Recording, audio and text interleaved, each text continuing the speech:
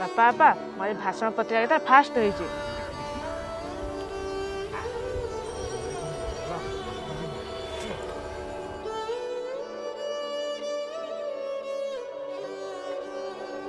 ବୁଝିଲ ଭାନୁମତି, ଆମ ପୁଅ ନିଲୁ ବା ସେ ଆଜି ସ୍କୁଲ ଡିବେଟ୍ କମ୍ପିଟିସନ ରେ ଫାର୍ଷ୍ଟ ପ୍ରାଇଜ ପାଇଛି।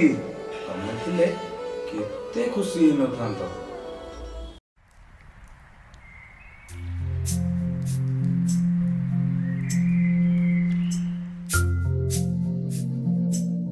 କି हो मिश्र मास्टर पुओ को तो एते भल संस्कार देल जे भुवनेश्वर बारटा तारी ପାଇଁ ଚାଲିଛି ଆଉ କଣ କହିବି ଯେ ଆପଣ छी छी छी छी।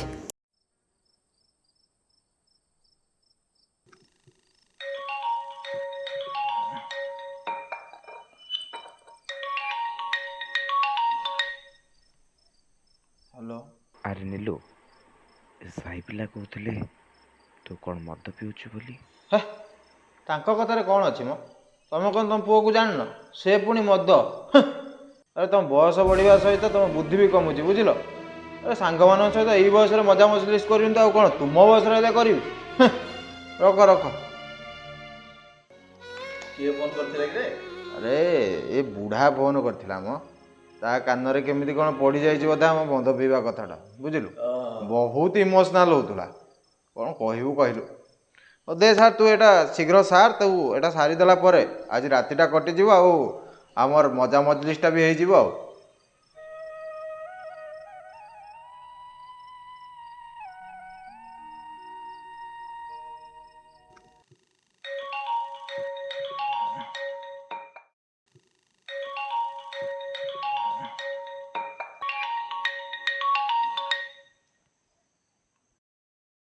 ହ୍ୟାଲୋ ନିଲୁ, ଆସନ୍ତା ଶୁକ୍ରବାର ତୋ ମାର ଶ୍ରାଦ୍ଧ, ତୁ ଟିକେ ଅଫିସରୁ ଛୁଟି ନେଇ ଆସନ୍ତୁନି? କେତେ ଥର କହିଛି ତୁମକୁ ସେ ଫାଲତୁ କଥା ପାଇଁ ମୋତେ କଲ୍ କରି ଡିଷ୍ଟର୍ବ କରିବନି ବୋଲି। ସେ ତ କେବେଠୁ ଗଲାଣି। ବୁଢ଼ା ବୟସ ହେଲାଣି ହେଲେ ସ୍ତ୍ରୀ ରସିକି ଯାଇନି, ବୁଝିଲ? ମୁଁ ଯାଇପାରିବିନି।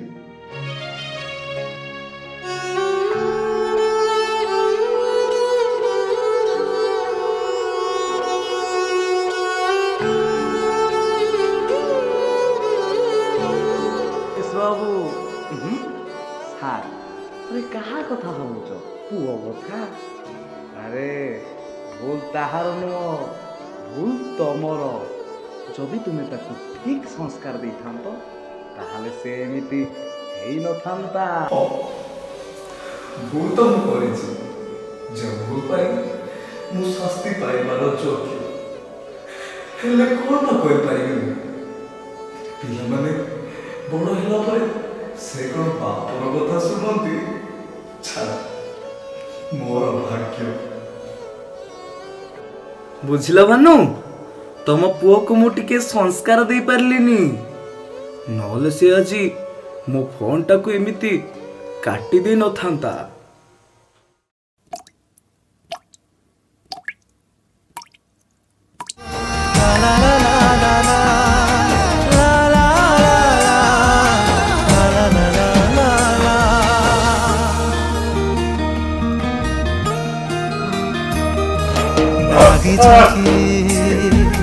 ବାପା ତମେ ବୁଢ଼ା ବୟସ ହେଲାଣି ହେଲେ ସ୍ତ୍ରୀ ରସିକି ଯାଇନି, ବୁଝିଲ? ମୋର ହାତ ଟେକି ଦିଅ ଥରେ, ଆଉ ସେଇ ମଥା ମୋର କିଏ ବୁଲେଇବ ମତେ ମେଡ଼ ମେଲଣ ତାହା କାନ୍ଧରେ ବସିବି କହ କିଏ ରଖିବ ଯେ ନୀତି ମୋ ଖବର ରାଗିଛ କି ବାପା ତମେ? ତମ ବୟସ ବଢ଼ିବା ସହିତ ତମ ବୁଦ୍ଧି ବି କମୁଛି, ବୁଝିଲ?